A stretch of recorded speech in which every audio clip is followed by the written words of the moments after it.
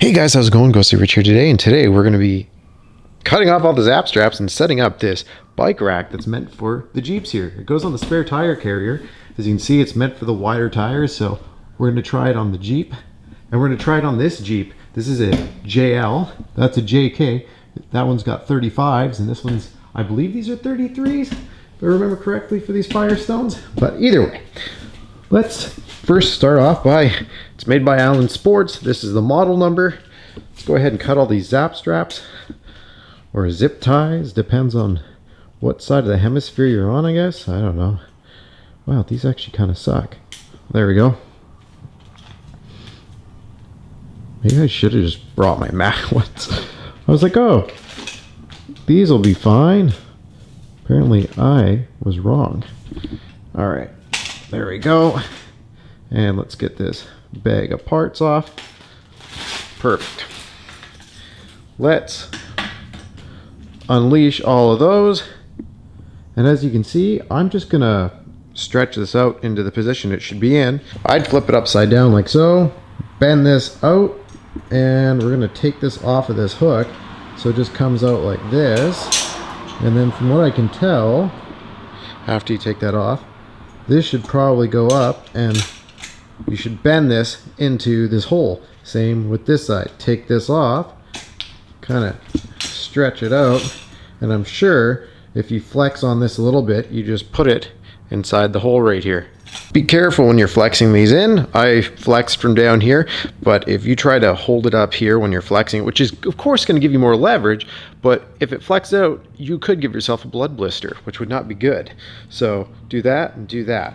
Once you've, the first one will probably be pretty easy. Second one, because it's now got all that tension to this one, it'll be a little bit more fun.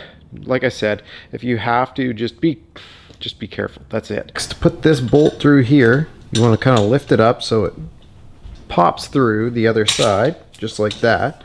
And then slide this guy with the, looks like the buckle is supposed to be to the inside. So put it through like that. Take the nut, put an 11 mil on this side and an 11 mil on that side. Tighten the bolt till it's at the end of the threads. You will cap out the threads. Don't expect to get this super tight because it needs to swing and be able to do certain things. So don't crank it, just seal it down. It's a nylock, so it is going to hold its position. That's why there's no washers. Although I would have loved to seen a washer on this side and this side, I guess we'll just be using this. There's no point to the washers because it's not going to be sitting tight. So just like that, tighten it. Have one side with the box wrench, one side with your ratchet, and tighten it all the way down till there's no threads left, and you'll see it's still loose in there. Don't expect it to be tight. You want this to be capped out on the threads, but this still needs to swing around so that way you can adjust it per tire. Once you have it assembled like so, let's just try this. We're gonna set it right there. You see, it sits on each side of the brake light. That's why you have to get the one for the JL, so it does go around that specific brake light. Unless you've removed yours and switched it to the inside tire one, like I've done on my Jeep, then yeah, either way. Now that we have that, we have these clips. These are gonna hook onto the bottom of the bumper. We could probably even do it to the trailer hitch, actually. Let's see how long these are. If it goes to the trailer hitch, that would be perfect because that's a really solid point. I mean, it's meant for trailer chains. So, or the, it's almost like a torsion bar for the trailer, depending on what kind of trailer you're, anyways, let's not go too far into trailers. Let's go ahead and put these hooks on the bottom there and cinch them up. So, if you have the Willys or anything with the trailer package, go ahead and put the hook in like that. As you can see, it's hooked down, just like that, and then you just simply pull the string and it'll lock in. If you don't have the trailer package, if you look under your bumper, let's see if it'll focus. There it is. Look at all these spots. You can literally put it in there. You can put it in here. I would go to the most inside one, so that way it holds tighter around the tire. And then simply, once again, you just grab this and pull on it and it'll tighten it. You might have to put some resistance on it just to get it started. But as soon as you do, as you can see, just like that. Make sure that's nice and tight, so that way you're not going to lose your bikes on the highway. Let's go ahead and take a look at this.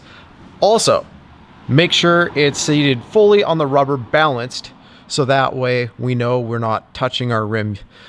You just don't want to, if you, I don't know anyone that's running low profile rims, but if you are for some reason on your Jeep, you'll want to scratch them up. So yeah, it's nice and strong. You can definitely get 2 bikes on this. Now, one last suggestion for you.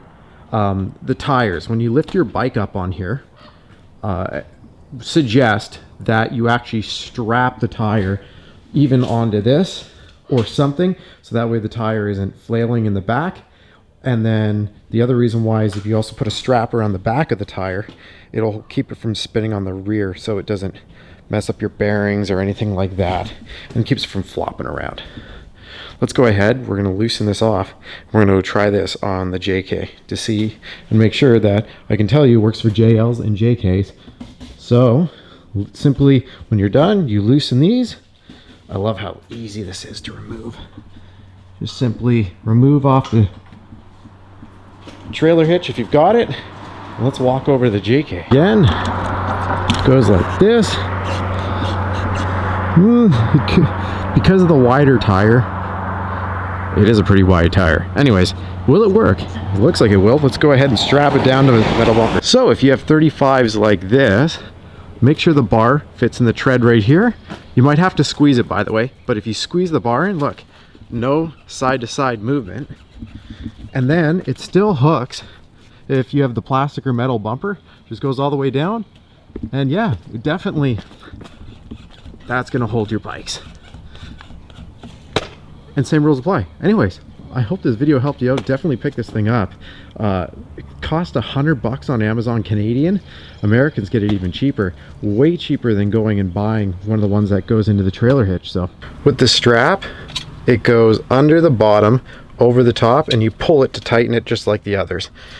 These are reusable zap straps or zip ties. As you can see, you can actually tie with 2 of them this handlebar to this tire, and same with this side.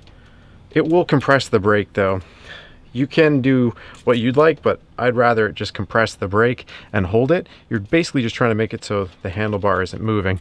As you can see, the bikes do have to be opposite, meaning one goes this way, one goes that way. And like I said, just throw a couple straps in so that way it keeps the handlebars from moving around. Again, just make sure the pedal, if you can, is like that, not on a spoke. Don't want to bend a spoke. And then just like this, strap the 2 tires together. Do that on this side and on that side. I hope this video helped you out. Definitely pick this thing up. It cost $100 on Amazon Canadian.